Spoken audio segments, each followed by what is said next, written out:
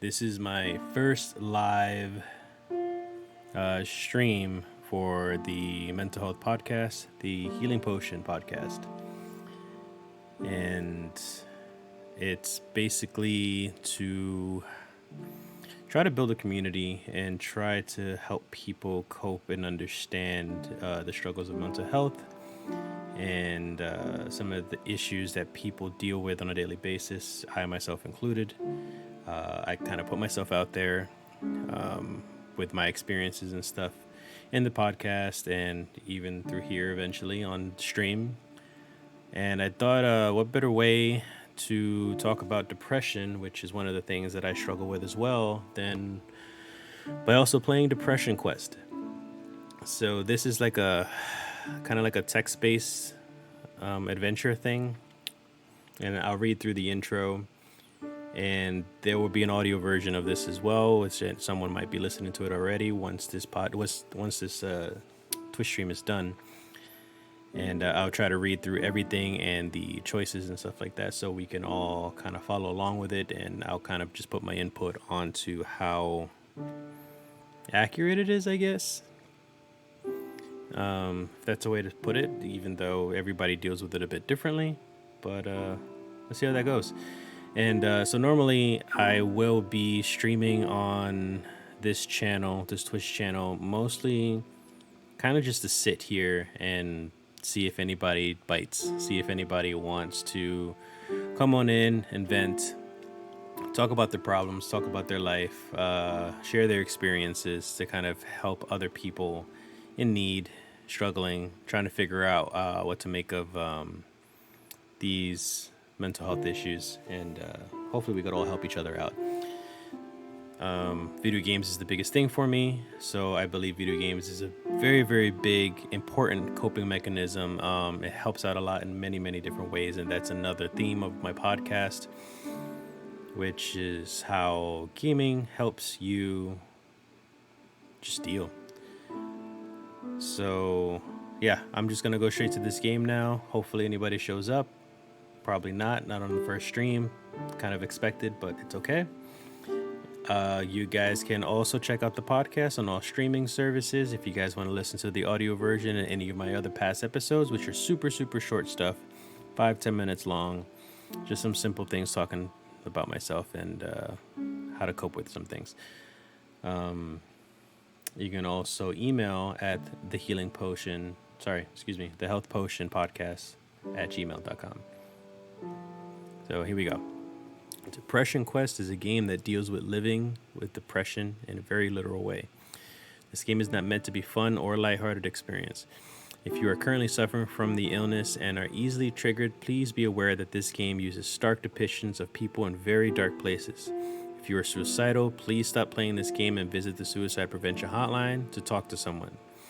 The goal of this game is twofold. Firstly, we want to illustrate as clearly as possible what depression is like so that it may be better understood by people without depression. Hopefully this can be something to spread awareness and fight against the social stigma and misunderstandings that depression sufferers face. Secondly, our hope is that in presenting as real a simulation of depression as possible, other sufferers will come to know that they aren't alone and hopefully derive some measure of comfort from that. It goes without saying that because of the very nature of depression, it is experienced differently by every person who suffers from it. We aren't trying to say that this is the best or most accurate representation, merely that this is an amalgamation of the experiences of the developers and several people close to them. Many of the following encounters deal with issues such as therapy, medication, handling a love life, and reaching out to support networks. In reality, less than half of depression sufferers actually seek treatment for reasons such as lack of money, perceiving personal failing, or public stigma. These things were included in order to touch upon a broad range as broad a range as possible, since all these elements can be very important to sufferers of depression, though they will likely not be the experiences of most sufferers.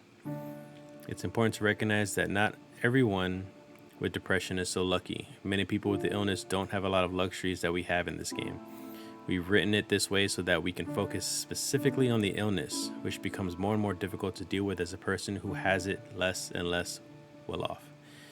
This game uses audio as part of the play experience. We encourage you to play with your sound on. Thank you for playing. So we're going to begin. I guess I'll start commenting throughout the game. It's already looking hopeful how this is going to work out, because everybody's a bit different when it comes to how they deal with it and how they suffer from it. And some people aren't well off, and they don't have the access or want the access to the help that they deserve. Yeah, let's continue. It is early on a Monday morning. You're a mid-20s human being. You have a significant other named Alex, who you are rather fond of, that you have been seeing exclusively for the past few months. The rest of your social circle, can I click on this? Social circle consists of a variety of friends and acquaintances, some of whom you met at your day job, which is a little boring, but pays the rent.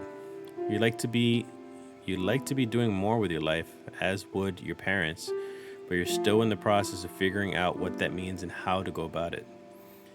You are also dealing with motivation issues that sometimes makes dealing with these things difficult. You feel like this is probably your fault, and on bad days can feel inwardly angry and down on yourself for being lazy. But you're not quite sure how you can break out of it, or how other people deal with these feelings and seem so very functional. You spend a lot of your nights fixating on thinking about this, but never seem to do anything about it other than lose sleep. So already, this is already hitting me, because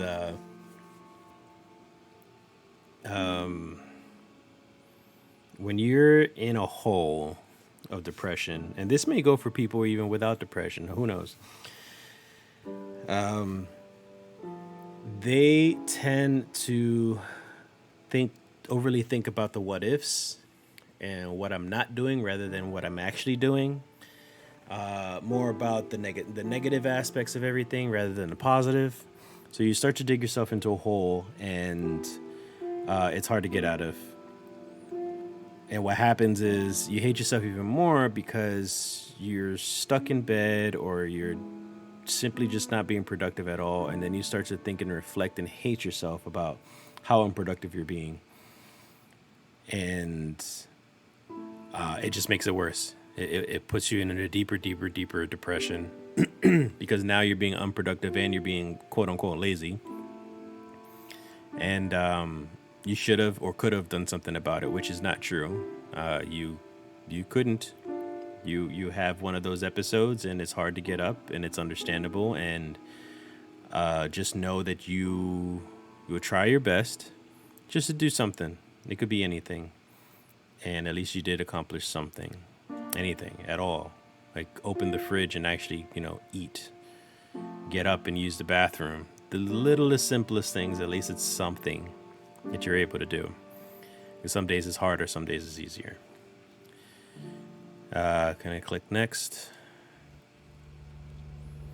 It's an unseasonably warm Wednesday evening. You spent the past several hours at work. Past week or so, you found your job motivation flagging more so than usual. You've been in a fog practically all day today, simply going through the motions without realizing even what you've been doing half the time, and yet seem to be moving at half speed. You're so checked out that when your boss approaches you to tell you that it's dead and you can go home early, it barely registers. As you walk home, the streets hiss from the recent rainfall.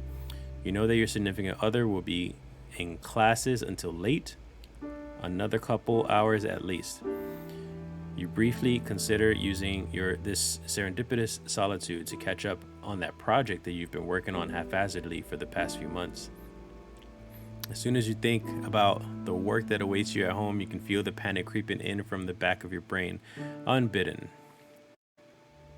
All you can think about is how incredibly far behind you are, and the amount of work seems nothing less than insurmountable. By the time you arrive home and change out of your uncomfortable work clothes, the stress is weighing down on you like a heavy, wet wool blanket.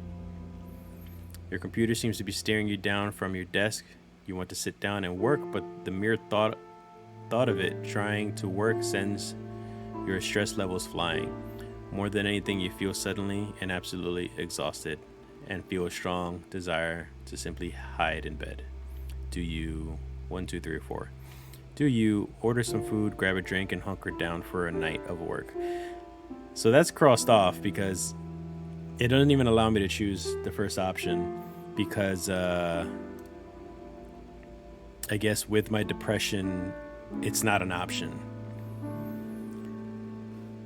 Number two, reluctantly sit down at your desk and try and make yourself do something. Number three, turn on the TV, telling yourself you just need a quick half hour to unwind from work.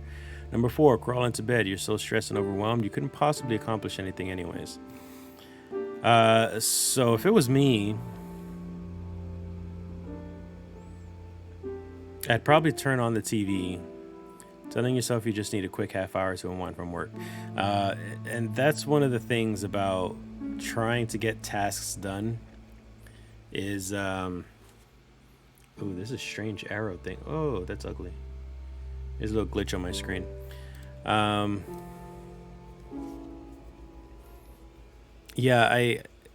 When you try to get some stuff done, you would think that you reward yourself after the fact that you did something productive. For me, at least, it's quite the opposite. I feel like I need to wind down, probably for more than a half hour.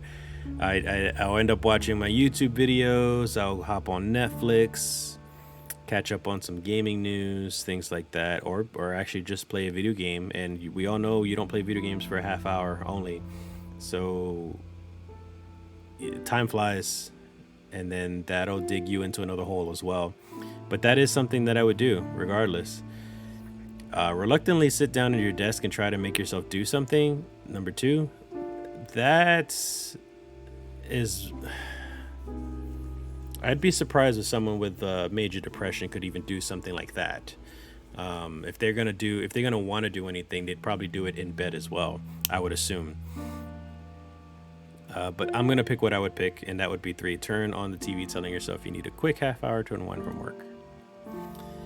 Just a half hour of TV, you tell yourself, absently grasping for the remote. You don't so much sit down on the couch as you sink into it. You turn on the TV and start going through your usual channel routine. After a few cycles of this, you realize that you're really not doing much more than thumb calisthenics and absently killing time. You check the clock and see that over 20 minutes have already passed since you sat down. As your self-imposed time limit creeps ever nearer, you become more and more anxious. You stand up and walk to the fridge, telling yourself, I'll just make a quick sandwich and get to work after that. Can't be productive on an empty stomach, right? This sounds like my ADHD. All right. As you eat, you start pacing around your apartment, heading past your bedroom in the process. You stop in the doorway, as if physically unable to cross the threshold.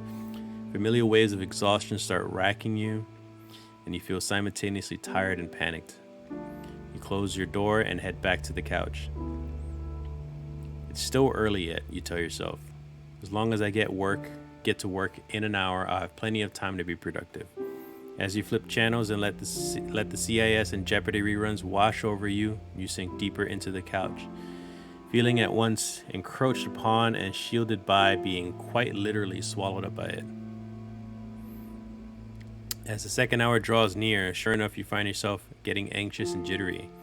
You repeat the fridge pace couch process a couple more times before you look at the clock and realize that several hours have passed, and not surprisingly, you've managed to get no work done. You crawl into bed, acutely aware of the fact that you have work in the morning and that any opportunity you had to catch up on your own creative endeavors today were squandered. You're feeling so disgusted with yourself that when Alex calls to talk to you on her way home from class, you simply say you had a really rough day at work and you're trying to rest before your shift tomorrow.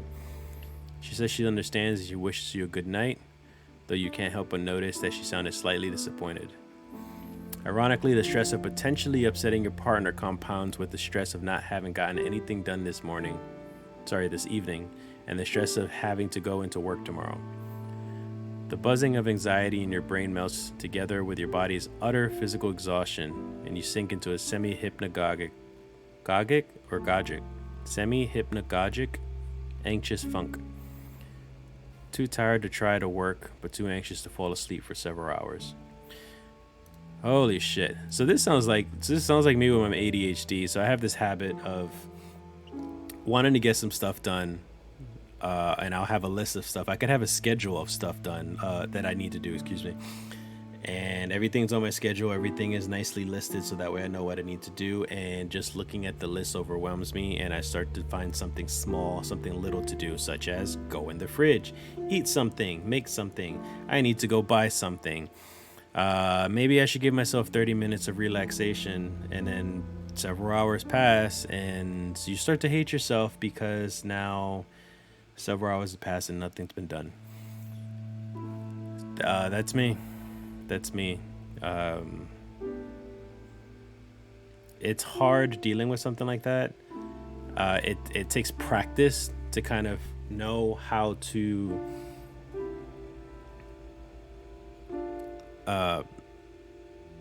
understand what your motivations are, like how to motivate yourself and everything. It's for me, it's the little things.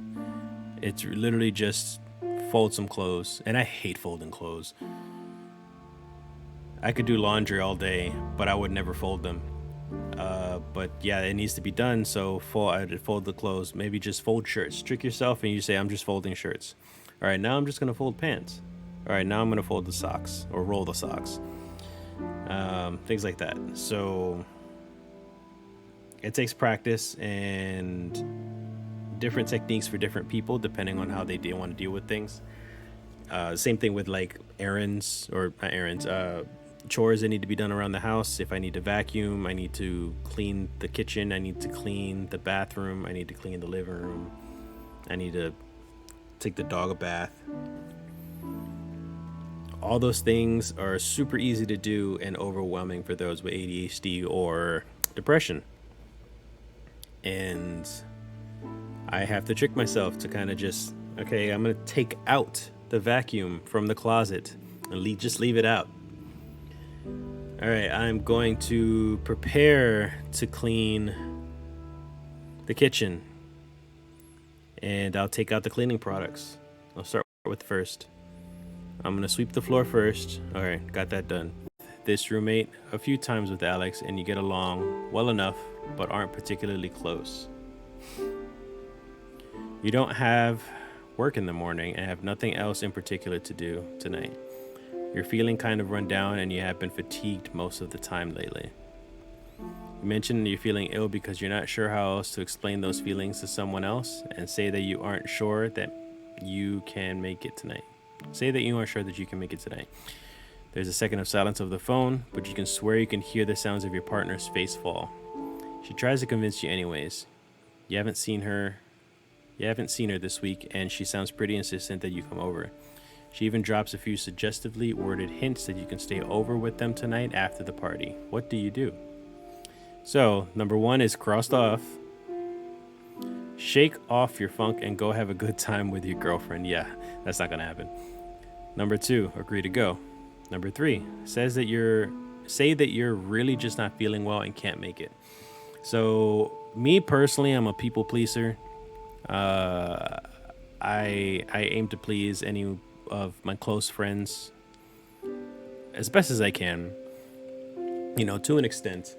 But I have learned as I've grown older to know my limits, to understand if I'm being taken advantage of, or if a friend genuinely does, love my company or my friendship, things like that. So as you get older, that just comes with time.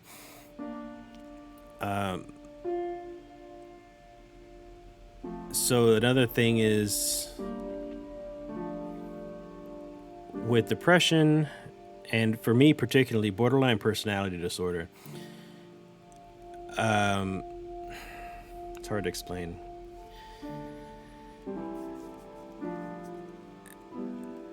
I tend to assume things of people, usually the worst, and not necessarily that they wish me any ill intent, but that I'm a bother to them, I'm inconveniencing them, I'm a trouble to them, I'm a burden to them, or even that they don't really, let's say, love me or care about me. They're kind of just there. They're kind of just doing it because they're tolerating me.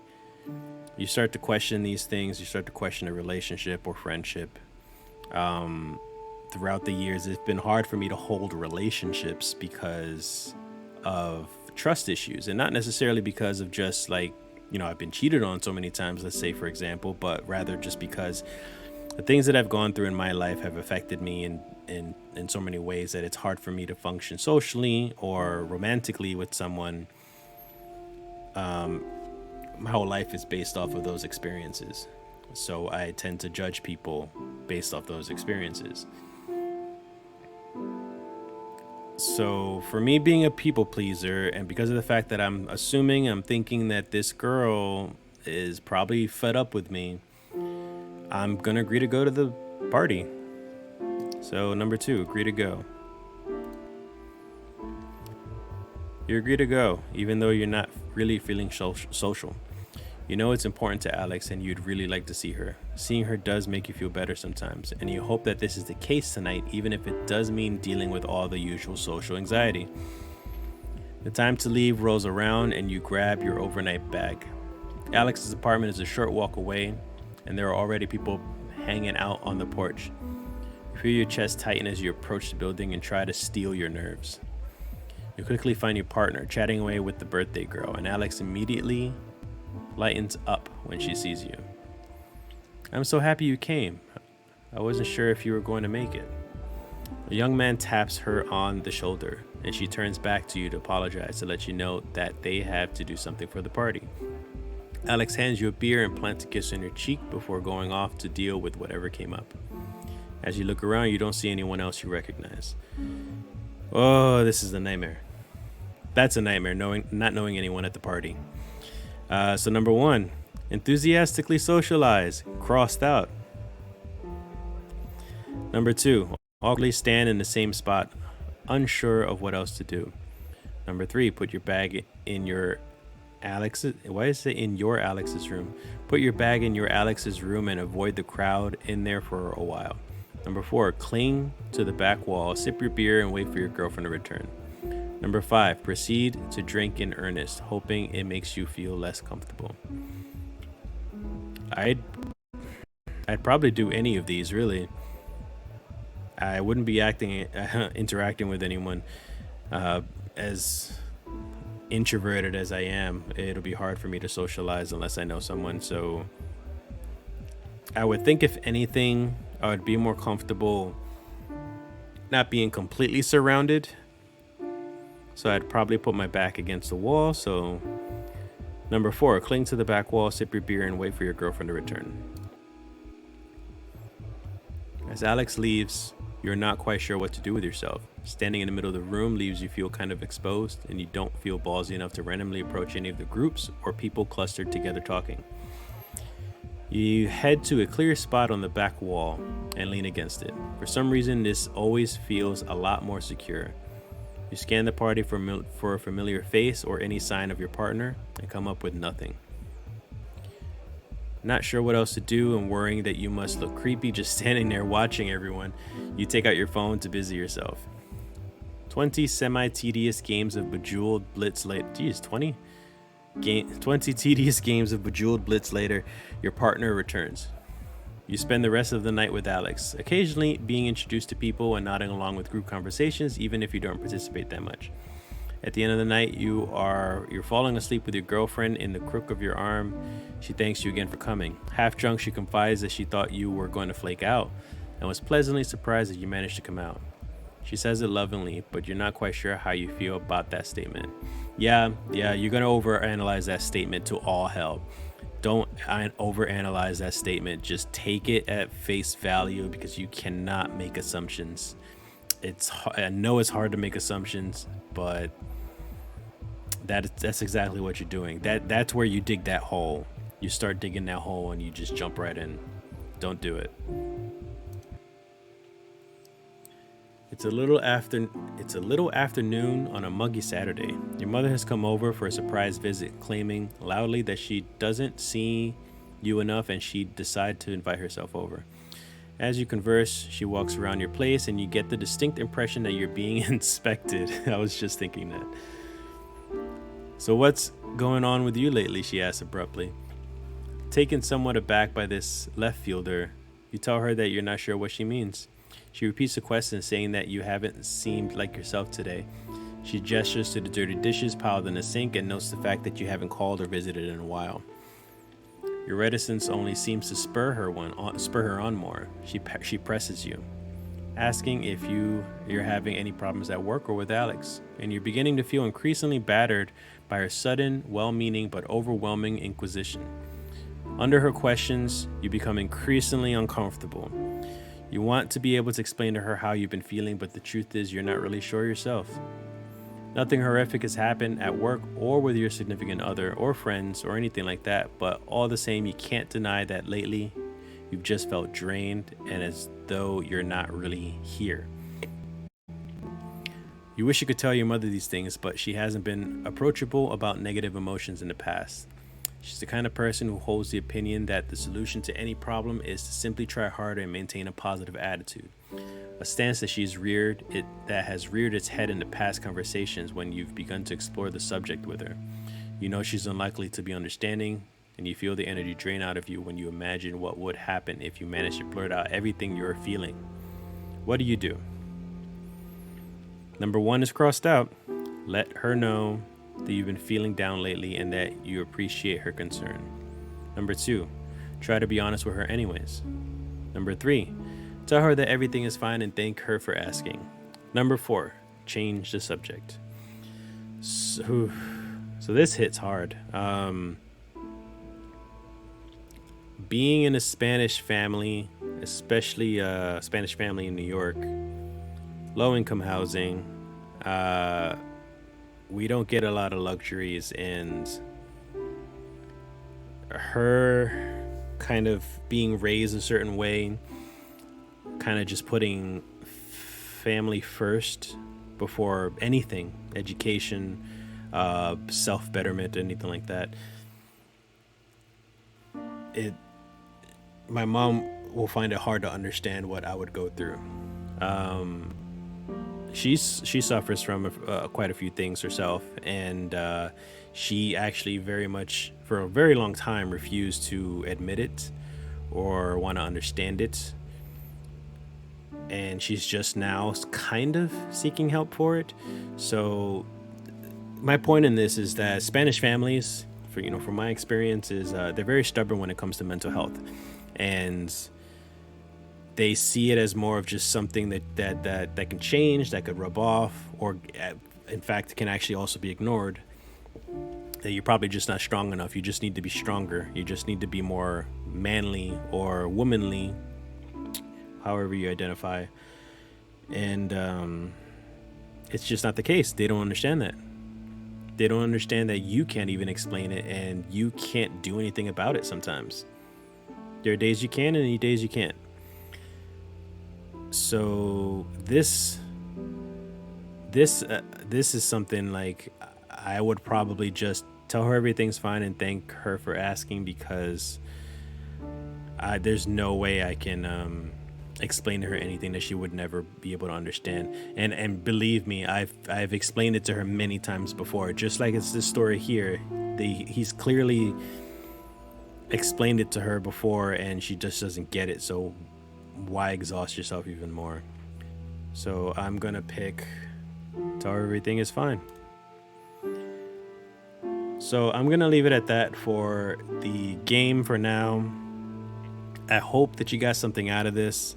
I'm definitely going to continue this. I want to know where it turns out, good or bad, because I'm not expecting this to be a great happy ending, to be honest. I'm trying not to expect the worst, but at the same time, I don't expect nothing but good things to come out of this game. But I want people to understand that this is how life can be sometimes. So yeah, I'll leave it at this, and I will see you guys in the next episode. Don't forget, subscribe, and I hope my little bite-size episodes help out anybody in some sort of way, whether it be for motivation or for understanding that you are not alone. That is something that I will repeat in every episode. You are not alone. And I'm just going to stick around here online for maybe another 15 minutes, see if anybody wants to chat. If anyone wants to say anything, just let me know. Send me an email, thehealthpotionpodcast@gmail.com. And I'll see you in the next Twitch or next audio episode.